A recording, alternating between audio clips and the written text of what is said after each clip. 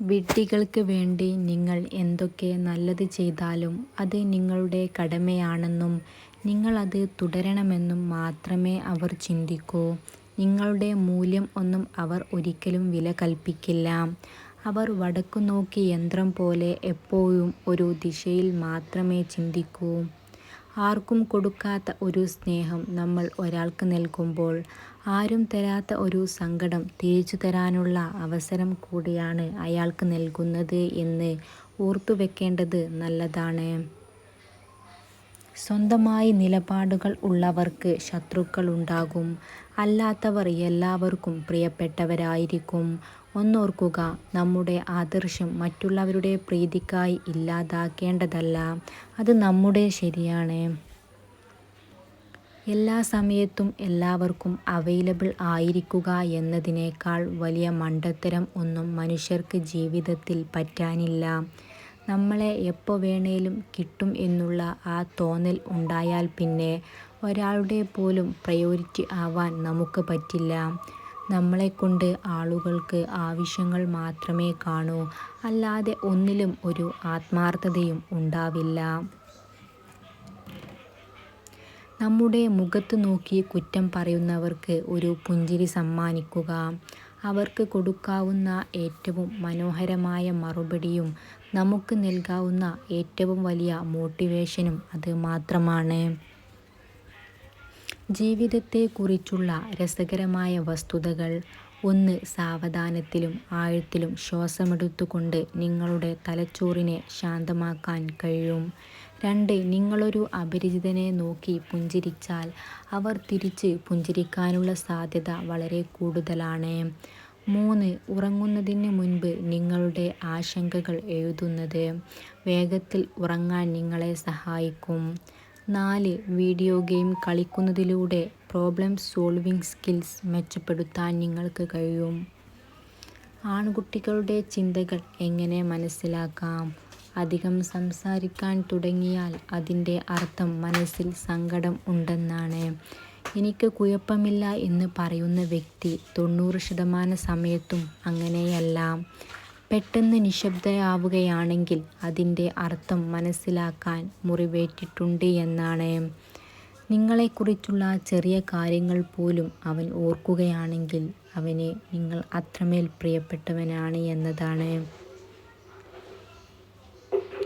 ജീവിതത്തെ മികച്ചതാക്കി മാറ്റുന്ന വാക്യങ്ങൾ: 1. പ്രതികാരത്തേക്കാൾ എപ്പോഴും സമാധാനമാണ് നല്ലത്.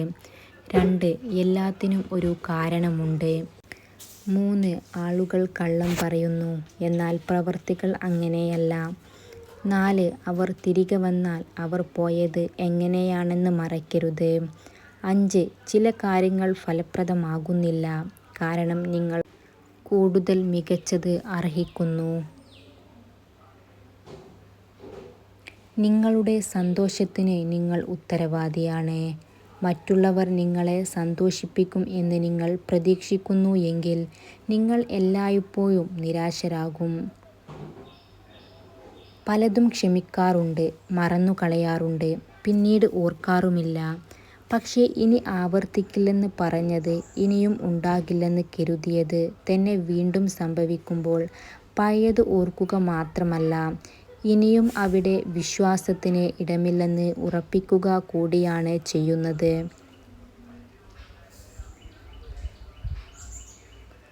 ശരിയാണെന്ന് ഉറപ്പുള്ള ഒരു കാര്യത്തിന് വേണ്ടി സംസാരിക്കുമ്പോൾ എത്രയൊക്കെ കയ്യീന്ന് പോയെന്ന് തോന്നിയാലും ഇടം വലം നോക്കാതെ തർക്കിച്ചങ്ങ് നിൽക്കുക.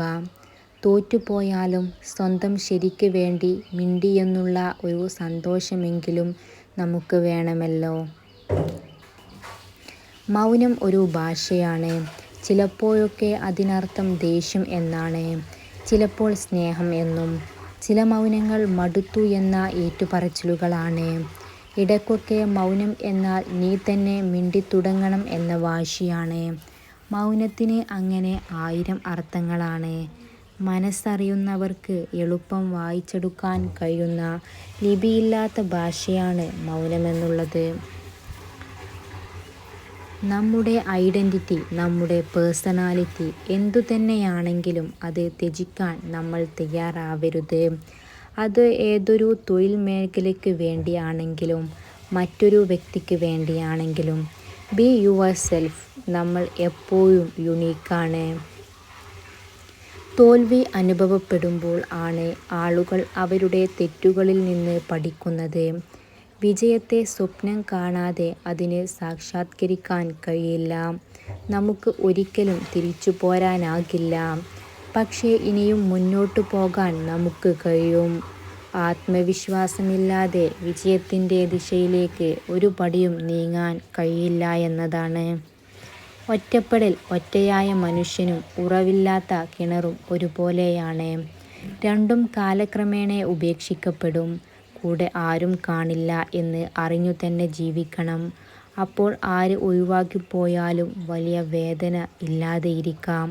ചില സമയങ്ങളിൽ ഒറ്റക്കാകുന്നതും ഒരു രസമാണ്. എല്ലാവരും ഉണ്ട് എന്നത് ഒരു തോന്നലാണ്. ആരും ഇല്ല എന്നതാണ് സത്യം.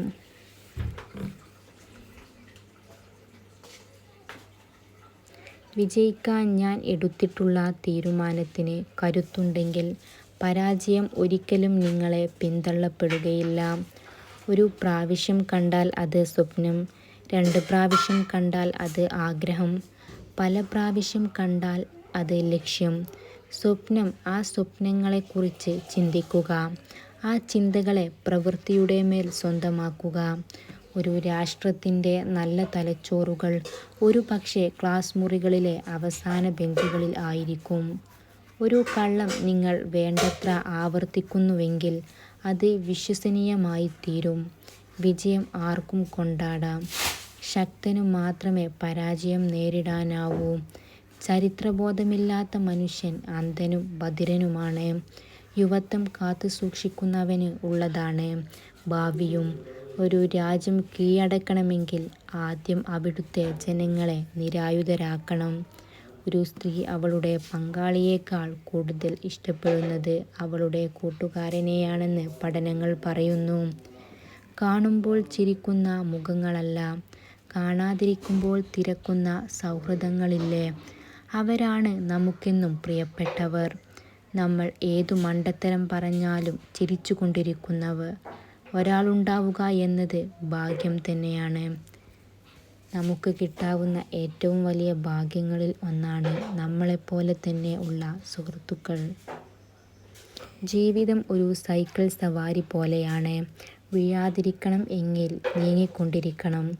പരാജയപ്പെട്ടിട്ടില്ലാത്ത മനുഷ്യൻ പുതുതായിട്ടൊന്നും ശ്രമിച്ചിട്ടില്ലാത്തവരാണ്. ഭൂതകാലത്തിൽ നിന്ന് പഠിക്കുക, വർത്തമാനകാലത്തിൽ ജീവിക്കുക, നാളേക്കായി പ്രതീക്ഷിക്കുക. നേട്ടത്തിൻ്റെ മൂല്യം അത് നേടിയെടുക്കുന്നതിൽ തന്നെയാണ്. ആരെയും പിന്തുടരാതെ നിങ്ങളെ ആകർഷിക്കാനുള്ള വഴികൾ. ആരെയും പിന്തുടരാതിരിക്കുക.